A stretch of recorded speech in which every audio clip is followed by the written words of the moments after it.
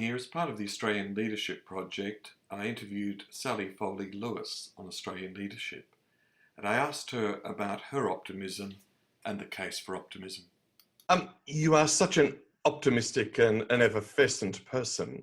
What is it that makes you so optimistic, Sally? Look, I think I'm a little bit like Carmel, who I talked about at the top of the interview. I'm the type of person who'll say yes and then go, how do we make it happen now? And do I have down days? Of course I do. And I think they're important to have in order to have that perspective. But it's the bouncing back, it's the getting back up on top, and it's about understanding that there's going to be a lesson in everything we do. There's going to be an opportunity in everything that comes our way.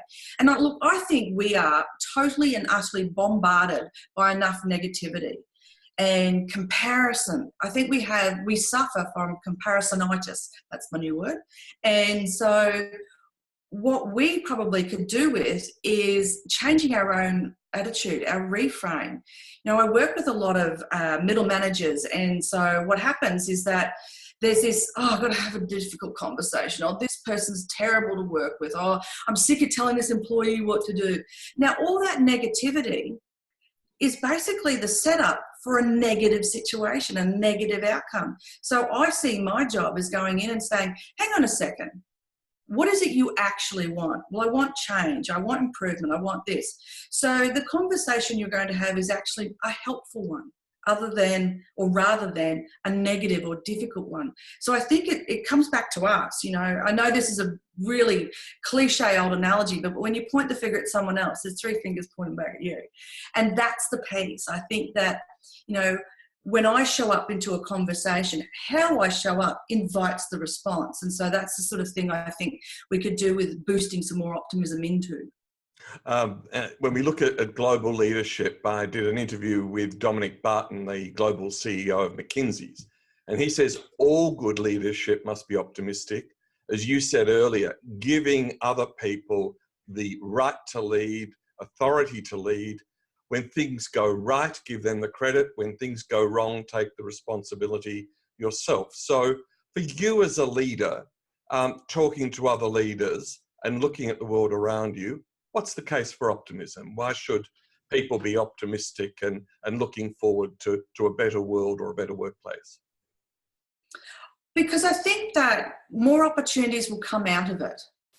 And one of the examples that's in my head right now is the streams that we see in social media of these initiatives that people have started to clean up oceans or to recycle rubber to make new roads. And I'm not that innovatively clever like that, but those sorts of things that come through your news feed, they give me optimism. They give me hope. They remind me that we've got some smart people out there doing really smart things. And how do I take that emotion and bring that into my workplace so that I can trigger that in my team? You know, we are role models. I remember working with one leader who didn't realise that her arrival at 6 a.m. every morning and departure at 9 p.m. every evening was noticed and followed. She just did not know that was going on, and everyone was exhausted and burnt out and stressed, and because they thought that was the expectation. And so it's that, what do I bring? How can I find things that are happening in my world that really boost me up and bring that into the workplace? That's where I think there's a case for optimism. Sally, look, when I read your book, the energy sang to me. And being able to join you in this interview, it's just completely energizing. So thank you for your time today, and best wishes with the fantastic work you're doing globally. Thank you so much, Victor. It's been a pleasure to be optimistic with you. Well, that's a big thank you to Sally Foley-Lewis. If you'd like to watch or read the full interview, go to australianleadership.com where you'll find the video and the text. If you're interested in our work on optimism, go to our other website, Case for Optimism, and you're always welcome to purchase a copy of my book, The Case for Optimism, The Optimists' Voices.